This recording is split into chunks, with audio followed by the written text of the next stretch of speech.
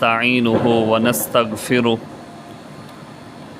ونعوذ بالله من شرور أنفسنا ومن سيئات أعمالنا من يهده الله فلا مضل له ومن يضلله فلا هادي له وأشهد أن لا إله إلا الله وأن محمدًا عبده ورسوله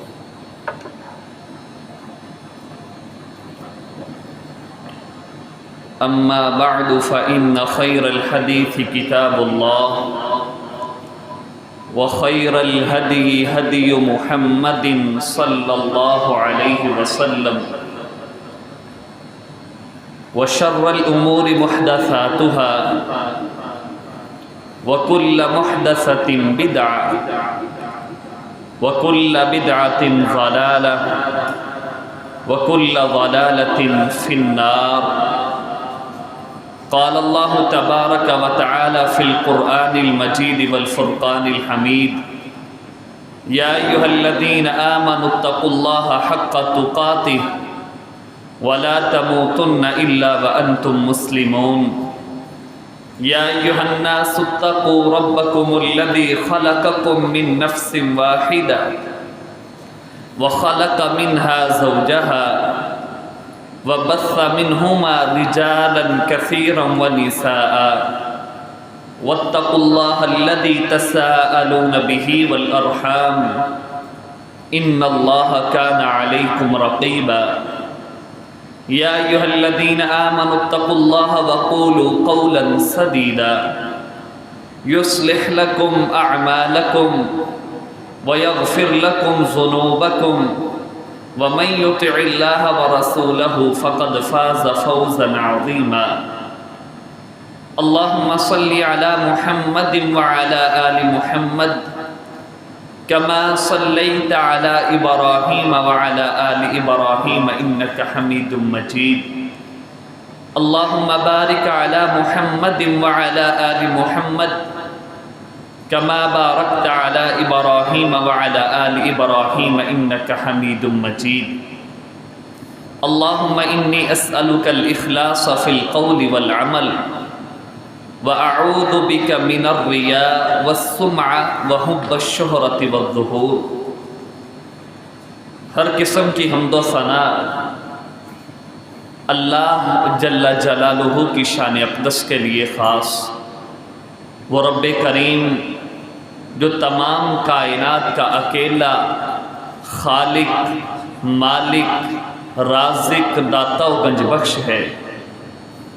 اس کے بعد لاکھوں کروڑوں درود و سلام ہستی اقدس جناب محمد الرسول اللہ صلی اللہ علیہ وسلم کی ذات گرامی پر.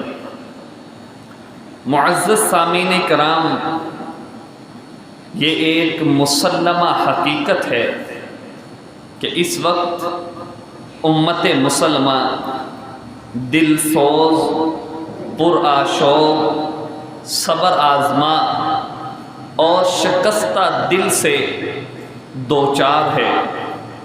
اور آج کے مسلمان کا مال و متاع لوٹے جا رہا ہے.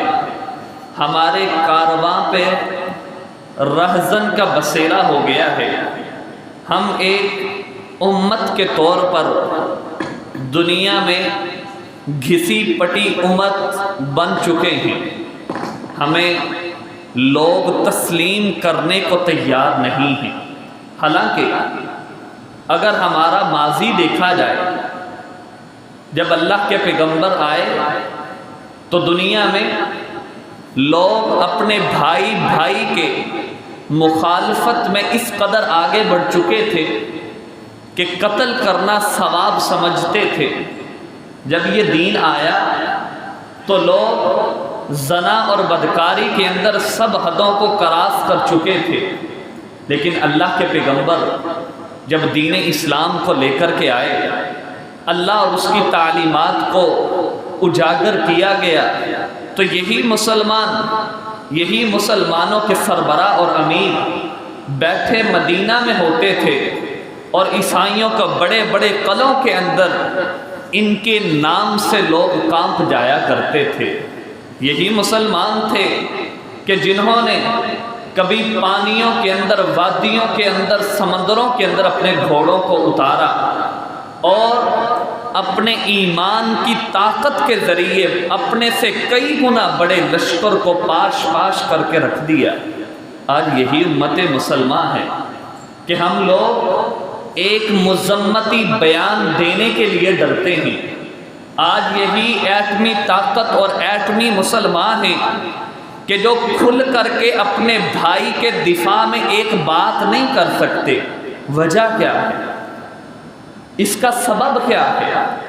آخر کون سی ایسی چیزیں ہیں کہ جن کی وجہ سے ہمارے بھائی کو کاٹا جا رہا ہے، مسلمانوں کو گاجر اور مولی کی طرح کاٹا جا رہا ہے، لیکن ہمارے کانوں کے اوپر جوں تک نہیں بھینگتی، سوائے اس کے کہ ہم مساجد کے اندر بیٹھ کر کے دعائیں کرنے کے تک صرف محدود ہو گئے، صرف اس کے کہ ہم اب بھی یہی کہتے ہیں کہ اللہ کی طرف سے فرشتے اتریں گے اور وہ آ کر کے مسلمانوں کا ساتھ دیں گے۔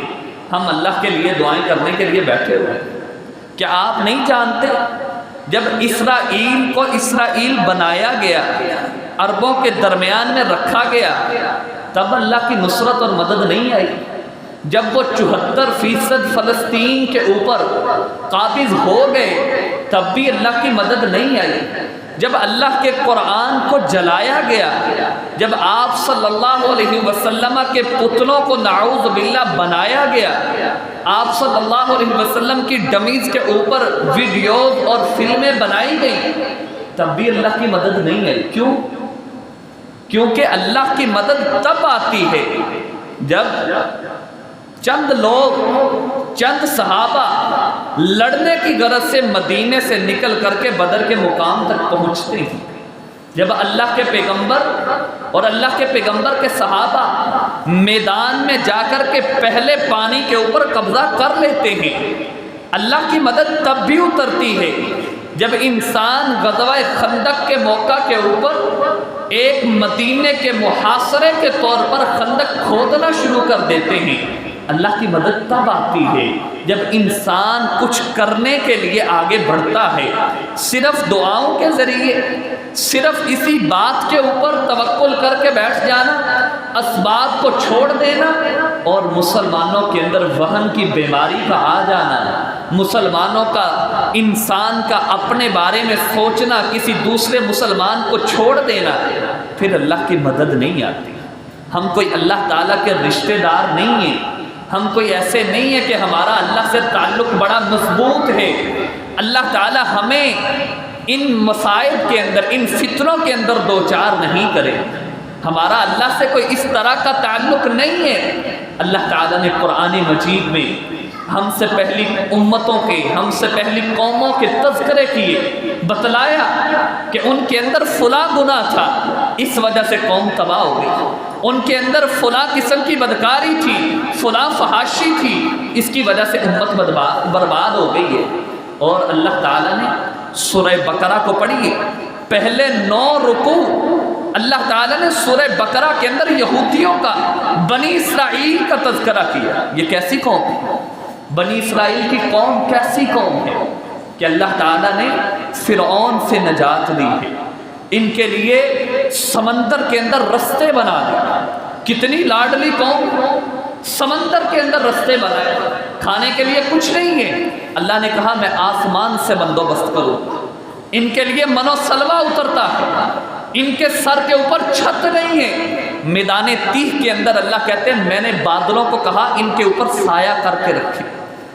اللہ تعالیٰ کہتے ہیں یہ وہ قوم ہے کہ جس کی طرف 3 کتابیں آئیں، جس کی طرف انبیاء کو اللہ تعالیٰ نے ان کی طرف بھیجا، اور یہ کیا کہنے لگے، ان کا گمان کیا ہو گیا، یہ کیا سوچنے لگے کہ ہم تو اللہ کے محبوب ہیں، ہم تو اللہ کے بیٹے ہیں، ہمیں اللہ تعالیٰ کبھی بھی گناہ کے وجہ سے، کبھی بھی کسی بدکاری کی وجہ سے اللہ تعالیٰ ہمیں نہیں پکڑے گا، کبھی سزا نہیں ملے گی۔ یہ لوگ یہ گمان کر بیٹھے تھے۔ اللہ تعالیٰ نے کہا ضربت علیہم الذلۃ والمسکنہ، میں نے اس لاڈلی قوم کے اوپر کھانے کا بندوبست میں نے خود کیا آسمان سے، ان کے سائے کا بندوبست درختوں کی بجائے میں نے بادلوں کو کہا ان کے اوپر سایہ کریں، میں نے ان کے لیے سمندروں کے اندر رستے بنائے، حتیٰ کہ ہر قسم کا کھانے کے لیے انہوں نے کہا۔ اللہ تعالیٰ کہتے ہیں میں نے کہا آپ زمین کے اندر کاشت کریں، میں آپ کو اگا کر کے دوں گا۔ اتنی لاڈلی قوم، لیکن ضربت علیہم الذلۃ والمسکنہ، اللہ کہتے ہیں ان کے اوپر ذلت اور مسکنت کو ڈال دیا، ذلیل ہو کر کے رہ گئی یہ قوم۔ کبھی کس طرح کا عذاب، کبھی چیخ کا عذاب آ رہا ہے، کبھی خون کا عذاب آ رہا ہے، کبھی اللہ تعالیٰ ان کے اوپر ہوا کا عذاب بھیجتے ہیں۔ وجہ کیا ہے؟ سبب کیا ہے؟ اور یہی وجہ اور سبب آج ہمارے مسلمانوں کے اسباب۔ ہم نے جب اللہ کو چھوڑا، سیدنا موسیٰ علیہ السلام 40 راتوں کے لیے اللہ سے ملاقات کے لیے گئے، پیچھے سے بچڑے کو بنایا اور اس کی عبادت شروع کر دی۔ اور آج اللہ کے پیغمبر کے جانے کے بعد ہم نے کس کس کو نہیں پوجا؟ حجر، شجر، انسان، حتیٰ کہ جانوروں کو ہم نے اپنا الہ بنا کر کے اپنے سامنے رکھا۔ کیا اب مسلمانوں کے اندر ایسی حالت نہیں ہو چکی کہ ہم کسی بھی پتھر کے سامنے سر سجدے کے اندر رکھ دیتے ہیں؟ کیا مسلمانوں کی یہ حالت نہیں ہو چکی کہ ہم کسی بھی انسان کو جس نے کبھی نہایا نہیں ہے، جس کی حالت خود اس طرح کی ہے کہ ایک فطرت سلیمہ والا انسان اس سے گھن محسوس کرتا ہے، ہم اس کے سامنے سجدہ ریز ہو جاتے ہیں؟ تو کیا اللہ تعالی ہمیں نہیں پکڑے گا؟ کہ ہم بطور امت اس طرح جس طرح توحید پہ کاربند رہنے کا اللہ نے ہمیں حکم دیا تھا، ہم اس طرح کاربند رہے ہیں یا نہیں رہے؟ ہمارے عقائد، ہمارا اللہ کے بارے میں نظریہ، ہم یہ سمجھتے ہیں، ہمارا تصور یہ ہے کہ اگر اللہ تعالیٰ انسان کو تکلیف دینا چاہیں تو انسان کو تکلیف نہیں مل سکتی۔ کیوں؟ اگر آپ فلاں پیر کے مرید ہیں، فلاں پیر جو ہے اس کا ہاتھ، اس کا دست شفقت آپ کے اوپر ہے، آپ کو کوئی تکلیف نہیں ہو سکتی۔ ہم نے اللہ تعالیٰ کا سٹیٹس، مقام، اللہ تعالیٰ کے بارے میں اپنا رویہ اس تک گرا دیا ہے کہ ہم کسی انسان کو اللہ کے مقابلے میں افضل سمجھتے ہیں۔ اور انسان تو بڑی بات ہے، ہم تو چند ٹکوں کے لیے، تھوڑے سے پیسے کے لیے کسی بھی سجدے، کسی بھی پتھر کو، کسی بھی درخت کو کرنے والا سمجھ کر کے اس کے سامنے لیٹ جاتے، اس کے سامنے سر سجدے میں رکھ دیتے۔ اور یہ تو عقائد کی بیماری ہے، اور جن کے اندر عقائد کی درستگی ہے، جو اپنے آپ کو موحد سمجھتے ہیں، جو اپنے آپ کو توحید کے اوپر کاربند سمجھتے ہیں، ان کے بارے میں آج ذرا غور کیجئے گا۔ اللہ کے پیغمبر نے کب، کس وقت ہمارے لیے یہ باتیں کہی تھی، اور آج کس طرح ہم ان فتنوں کے دور کے اندر ان باتوں کے اوپر پورا اتر رہے۔ رسول اللہ صلی اللہ علیہ وسلم ایک مرتبہ مہاجرین کو جمع کیا۔ اللہ کے پیغمبر نے کہا یا معشر المہاجرین خصال خمس اذا ابتلیتم بہن واعوذ باللہ ان تدرکوہن۔ اللہ کے پیغمبر نے کہا اے مہاجرین کی جماعت، 5 چیزیں ایسی ہیں، 5 خصلتیں ایسی ہیں کہ جب تمہیں ان کی وجہ سے آزمایا جائے گا، اور میں اللہ کی پناہ میں آتا ہوں کہ آپ اس وقت موجود ہوں۔ اذا تظہر الفاحشۃ فی قوم قط حتی یعلنوا بها الا فشا فیہم الطاعون والاوجاع التي لم تکن مضت فی اسلافہم۔ اللہ کے پیغمبر نے کہا جب لوگوں کے اندر فحاشی، عریانی، بدکاری عام ہو جائے، لوگ اعلانیہ طور پر فحاشی کرنا شروع کر دیں اور اس کو آگے پرموٹ کرنا شروع کر دیں، تو اللہ کے پیغمبر نے ارشاد فرمایا الا فشا فیہم الطاعون، ان کے اندر وبائیں پھیلنا شروع ہو جاتی ہیں، طاعون کی بیماری آتی ہے، طاعون کی وبا آتی ہے، اور پھر طرح طرح کی بیماریاں، کس طرح کی؟ والاوجاع التي لم تكن مضت في اسلافهم، ایسی بیماریاں کہ جن کا نام کبھی ان کے وڈیروں نے سنا بھی نہیں ہوتا۔ اور آج ہمارے معاشرے کے اندر آپ ذرا غور کریں کہ فحاشی کس قدر بڑھ چکی ہے، لوگوں کے لیے کتنا آسان ہو گیا ہے اس تک پہنچنا، اس تک جانا، اس کو آگے پروموٹ کرنا اور پھر اس کو آگے پھیلانے کے لیے اعلی کار بننا۔ آپ ذرا خود غور کریں کہ ہم نے اپنی زندگی کا کتنا حصہ، اپنے ایک دن کا کتنا ٹائم اور کتنا عرصہ ہم نے یہ ٹک ٹاک کے اوپر گزارا ہے، کتنا ٹائم ہم فیس بک یوٹیوب کو دے رہے ہیں، اور پھر ہمارا یہ خیال ہے کہ ہم اللہ کے پیغمبر کی امت ہیں، ہمارا یہ خیال ہے کہ ہمارے دلوں کے اندر رائی کے دانے کے برابر تو ایمان ہے، اور اللہ کے پیغمبر کی حدیث وہ سب کو یاد ہے، اور ہر بندہ اس حدیث کو بیان کرتا ہے، اس حدیث کے سہارے ہم اپنی زندگی گزار دیتے ہیں۔ کیا کہ جس کے دل کے اندر رائی کے دانے کے برابر بھی ایمان ہوگا، اللہ تعالی جہنم سے نکال کر کے اس کو جنت کے اندر داخل کر۔ میں حیران ہوں، سچی بات ہے، انسان کتنا زیادہ بے خوف ہو چکا ہے، کتنا نڈر ہو چکا ہے۔ آپ اندازہ کیجئے کہ اگر آپ کسی بھی جنگل کے اندر چلے جائیں اور اس جگہ کے اوپر آگ جلا دیں، جنگل کا بادشاہ شیر بھی آپ کے قریب نہیں آتا۔ کیوں؟ اللہ تعالیٰ نے جانوروں کی فطرت کے اندر، خصلت کے اندر رکھا ہے کہ وہ آگ کو دیکھ کر کے دور بھاگتے ہیں، اور ہم انسان ہم یہ سمجھتے ہیں کہ ہم کچھ دیر کے لیے جہنم میں جائیں گے، نعوذ باللہ، اس تفش کو برداشت کر لیں، ہم اس جہنم سے نکالے جائیں گے، رائی کے دانے کے برابر ہمارے دلوں میں ایمان ہے، ہم اس کے سہارے بیٹھے ہوئے ہیں کہ اللہ تعالی ہمیں جہنم سے نکال کر کے جنت میں داخل تو کرے گا۔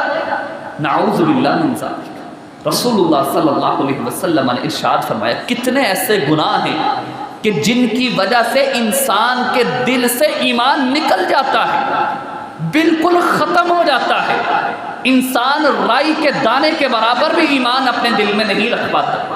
رسول اللہ صلی اللہ علیہ وسلم نے فرمایا، جب کوئی شخص زنا کرتا ہے یا چوری کرتا ہے تو انسان کے دل سے ایمان نکل کر کے اس کے سر کے اوپر چلا جاتا ہے، اور آپ اندازہ کریں کہ جس انسان کے دل میں ایمان نہیں ہے وہ کس طرح دعویٰ کر سکتا ہے کہ میں اللہ کے پیغمبر کی شفاعت کا مستحق ہوں، وہ کس طرح دعویٰ کر سکتا ہے کہ اللہ تعالیٰ مجھے جہنم سے نکال کر کے جنت میں داخل کرے۔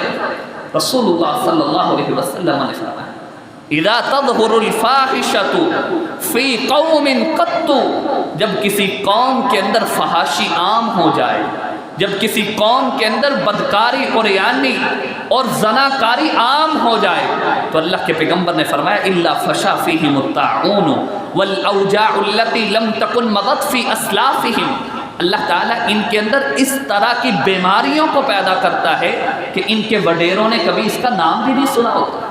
ایڈز کی بیماری اور اس طرح کی بیماریاں کہ جن کا نام لوگوں کو نام یاد نہیں ہے، دنیا کے اندر 25-26 لوگ ایسے ہیں، دنیا کے اندر 100-150 لوگ ایسے ہیں، اس طرح کی بیماریاں کہ جو ان کو ساتھ لاحق ہیں، کسی اور کو اس بیماری کا پتہ ہی نہیں ہے۔ اور ہمارے معاشرے کے اندر اس فحاشی کو، اس عریانی کو، اس بدکاری کو آگے پھیلانے کے لیے اس حد تک شیطان نے اپنے شکنجے کو مضبوط کیا ہے کہ ہم پیسے کی خاطر، ہم تھوڑی سی شہرت اور فیم کی خاطر اپنی زندگی کو، اپنی بہو بیٹی کو داؤ پہ لگانے کے لیے تیار ہو جاتے ہیں۔ رسول اللہ صلی اللہ علیہ وسلم نے اور اللہ تعالیٰ نے ان لوگوں کے بارے میں انتہائی سخت رویے کو اپنایا ہے اور انتہائی سخت انداز سے ان کی مذمت کی گئی ہے۔ اللہ تعالیٰ قرآن مجید میں ارشاد فرماتے ہیں، ان الذین یحبون ان تشیع الفاحشۃ فی الذین آمنوا، وہ لوگ، آج ذرا آپ خود غور کریں کہ ہم فیس بک کے اوپر اگر کسی کو کوئی بات شیئر کرتے ہیں تو وہ کس طرح کی ہے، اس بات کے اوپر ذرا غور کریں، سوچیں۔ رسول اللہ صلی اللہ علیہ وسلم نے فرمایا، کچھ اعمال ایسے ہیں کہ جو صدقہ جاریہ کے طور پر استعمال ہوتے ہیں۔ اگر کوئی شخص ہے، اس نے اپنی اولاد کو اچھا پڑھایا، اچھا سکھایا ہے، وہ اولاد اس کے لیے دعا کرتی ہے، وہ اولاد اس کے لیے کسی بھی انداز سے صدقہ کرتی ہے، وہ صدقہ جاریہ ہے اس کے لیے۔ اسی طرح گناہ جاریہ بھی ہے، جس طرح نیکی جاریہ ہے اسی طرح گناہ جاریہ بھی ہے۔ ایک شخص ہے، وہ اپنے موبائل کے اندر گندی ویڈیو کو اپنے کسی دوست کے ہاں شیئر کرتا ہے، وہ انسان اپنی طرف سے ڈیلیٹ کر سکتا ہے، لیکن وہ شخص جو دیکھ رہا ہے، جو آگے اس کو شیئر کر رہا ہے، جتنے لوگوں تک یہ بات پہنچ رہی ہے، آپ بتائیں کیا یہ انسان صدقہ جاریہ کے اندر ہے یا گناہ جاریہ کے اندر؟ آپ لوگوں کو کیا دکھانا چاہتے ہیں؟ آپ لوگوں کو کس طرف لے کر کے آنا چاہتے ہیں؟ رسول اللہ صلی اللہ علیہ وسلم نے فرمایا من دل علی خیر فلہ مثل اجر فاعلہ، جو کوئی شخص کسی انسان کی نیکی کی طرف رہنمائی کرتا ہے وہ اسی طرح ہے کہ جس طرح وہ انسان خود وہ نیکی کر رہا ہے، اس کو بھی اتنا ہی اجر ملتا ہے جتنا نیکی کرنے والے کو اجر ملتا ہے۔ اور اسی طرح جو شخص کسی انسان کو گناہ کے اوپر لگا دیتا ہے، اس کو گناہ کی طرف راغب کرتا ہے اور اس کو گناہ پر پرموٹ کرنے کے لیے اس کو پیسے دیتا ہے، اللہ تعالیٰ کے پیغمبر اور اللہ تعالیٰ نے ان کے بارے میں بڑی ہی انتہائی الفاظ کے ساتھ مذمت کی، ان الذین یحبون ان تشیع الفاحشۃ فی الذین آمنوا، اللہ تعالیٰ کہتے ہیں بے شک وہ لوگ جو پسند کرتے ہیں کہ مسلمانوں کے اندر فحاشی کو عام کر دیا جائے، مومنین کے اندر فحاشی کو عام کر دیا جائے، لہم عذاب علیم فی الدنیا والآخرہ، اللہ کہتے ہیں ان کے لیے دردناک عذاب ہے دنیا میں بھی اور آخرت میں، واللہ یعلم وانتم لا تعلمون، یہ ہے اصل بات، یہ ہے اصل چیز جو سمجھنے کی بات ہے۔ ہمیں تھوڑے سے فائدہ نظر آتا ہے، ہمیں تھوڑا سا پیسہ، فیم اور شہرت نظر آتی ہے، اللہ کہتے ہیں لہم عذاب علیم فی الدنیا والآخرہ، آپ فحاشی کو پروموٹ کر کے، ناچ گانا اور ڈانس کو اور اپنے جسم کے اوپر ایسا لباس زیب تن کر کے کہ جس کے اندر انسان کے سارے اعضاء سامنے نظر آتے ہیں، اس کی وجہ سے فیم کما سکتے ہو، اس کی وجہ سے تم مشہور ہو سکتے ہو، اس کی وجہ سے پیسہ مل سکتا ہے، لیکن اللہ کہتا ہے لہم عذاب علیم فی الدنیا والآخرہ، ان کے لیے دنیا اور آخرت میں عذاب ہے۔ اور انسان سوال کر سکتا ہے، مسلمانوں کے دلوں میں آ سکتا ہے، مومنین نماز پڑھنے والوں کے دلوں میں یہ بات آ سکتی ہے، کیسا عذاب؟ وہ تو بڑے مزے کی زندگی گزارتے ہیں، جن کے اتنے فالوور ہیں، جنہوں نے لوگوں کو اتنا بہکایا ہوا ہے، ان کے پاس تو اتنا پیسہ ہے، بینک بیلنس ہے، بڑے بڑے پلاٹ ہیں، بڑے بڑے محلات ہیں، ان کے اندر زندگی گزارتے ہیں، ان کے اوپر کون سا عذاب ہے؟ یہ تو بالکل مزے والی زندگی گزارتے ہیں۔ اللہ تعالیٰ کہتے ہیں واللہ یعلم وانتم لا تعلمون، اللہ جانتے ہیں ان کے اوپر کیسا عذاب ہے، اللہ جانتے ہیں کہ ان کو کون سا عذاب مل رہا ہے، وانتم لا تعلمون، تم اس بات کو نہیں جانتے۔ ڈاکٹر اسرار رحمہ اللہ کیا ہی خوبصورت بات کرتے ہیں، اللہ تعالیٰ نے دنیا کے اندر انسان کے لیے فزیکل چیزوں کو رکھا ہے، جو انسان کے مورل ویلیوز ہیں، اس کے اوپر انسان کو سزا نہیں ملتی۔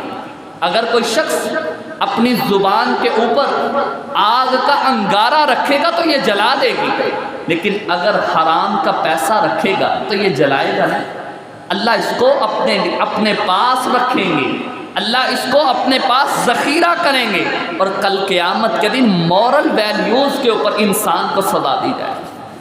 کل انسان کو اسی وجہ سے، انہی وجہ سے، اور آج امت مسلمہ کی زبوں حالی کا سب سے پہلا جو سبب وہ یہی ہے کہ انسان کا توحید سے، اللہ کے تعارف سے دور ہو جانا اور فحاشی کے اندر آ کر کے پڑ جانا۔ ہمارے معاشرے میں اس فحاشی کو، اس عریانی کو پروموٹ کرنے کے لیے پیسہ لگایا جاتا ہے اور اس کو لوگوں کے اندر عام کیا جاتا ہے، کوشش کی جاتی ہے کہ لوگ اس کی طرف راغب ہوں، اور پھر اس کے اوپر طرح طرح کے گانے اور طرح طرح کا میوزک اور اپنی من پسند چیزوں کو لگا کر کے آگے پروموٹ کرنا۔ عبداللہ بن مسعود رضی اللہ تعالیٰ عنہ بیان کیا کرتے تھے الغناء ينبت النفاق في القلب كما ينبت الماء الزرع۔ عبداللہ بن مسعود کہا کرتے تھے لوگوں یاد رکھو، یہ جو غنا ہے، یہ جو گانے سننا ہے، یہ موسیقی کا آپ کے کانوں میں جانا ہے، آپ کے کانوں میں ان طبلوں، ڈھول اور موسیقی کے آلات کا جانا ہے، یہ اس طرح ہے کہ تمہارے دلوں کے اندر نفاق کو بڑھا رہا ہے، انسان منافق کے درجات کو اوپر کر رہا ہے، انسان اپنے آپ کو منافق کی سیڑھیوں پہ چڑھا رہا ہے۔ جس طرح ایک کھیتی کو پانی لگایا جائے تو وہ بڑی جلدی بڑی ہوتی ہے، اس کے اندر نشو و نما جلدی ہوتی ہے۔